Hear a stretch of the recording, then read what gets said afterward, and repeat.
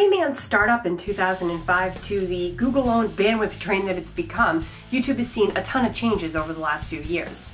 Yesterday on Facebook and Twitter, I asked for your opinions on what you thought of more recent changes. I was surprised to see that after all this time that the beta channel layouts are still a major cause of frustration for people.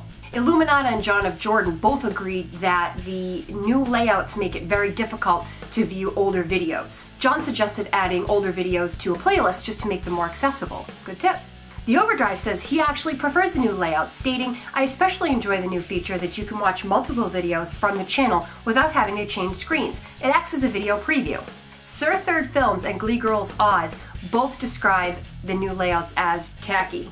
And Robert adds that he thought the old layouts were more streamlined. Tacky was just the word that stylist Brighton used when she was describing the new front page ads, you know, the ones that take up half the screen. And I have to agree, the half page ads do seem a little excessive.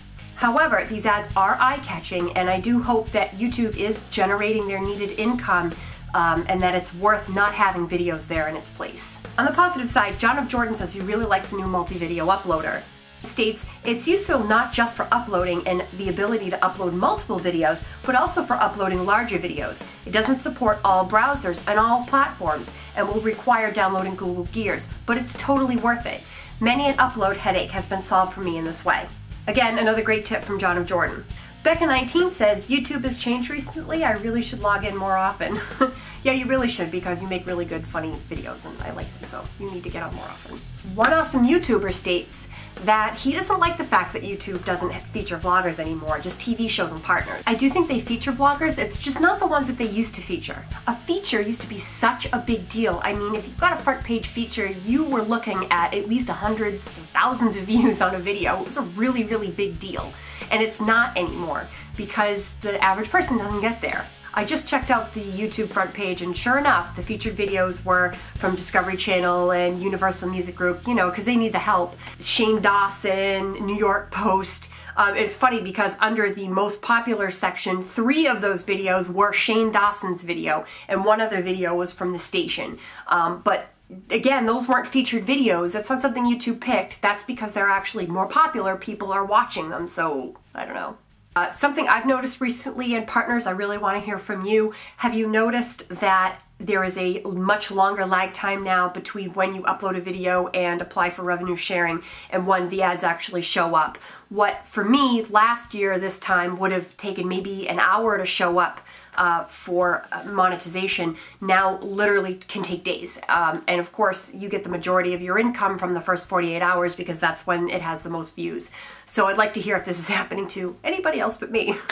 Okay, bigger topic. I think many of you have seen the recent video from MrChiCitys entitled "YouTube is Dying, YouTube Exposed." In this video, MrChiCitys makes several accusations against YouTube, including everything from when he hit 50,000 subscribers, he was approached to sign a contract with a specific company that would upload and edit all his videos for him, and they would take a 36% cut, to the fact that he knows people that are doing charitable things on YouTube and not actually giving up the money. So they're pocketing all of the charity donations, which of course, you know, that's pretty scary stuff right there. Now, all that aside, the one big deal I think with most of us is the thought that YouTube might get rid of videos that are over 2 years old and have less than 1,000 views on them.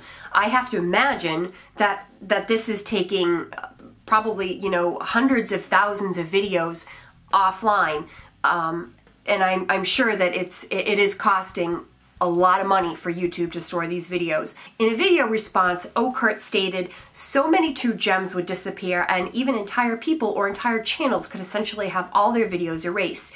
OhCurts even suggested that YouTube start deleting unauthorized videos and unauthorized TV shows, because as you know, there's a lot of them on there, and this would also free up a lot of legal issues for YouTube as well. Mighty Thor 1212 also made a video response to MrChiCitys in which he states the suggestions that YouTube make are proven formulas to bring in revenue from video. By far, the best video response to MrChiCitys is from PogoBats, where he goes head-to-head and point-to-point in regards to MrChiCitys' video. I mean, taking every single one of them, ticking them off, and saying, you know, this isn't right, or this is being misconstrued. Personally, I think that MrChiCitys' video brings some very serious concerns to light, and yet PogoBats' response also brings in some very valid points. I recommend watching both of these videos and making up your own mind. Both of these videos are Saturday morning, good cup of coffee, good old vlogger videos. Now, I am very interested in reading your comments and watching your video responses and really hearing your thoughts on all of this. What changes has YouTube made for the better or for the worse? What would you like to see happen? How do you suggest that YouTube free up server space? What did you think of MrChiCitys' video and PogoBats' rebuttal? Can't wait to hear from you. Talk soon. Much love.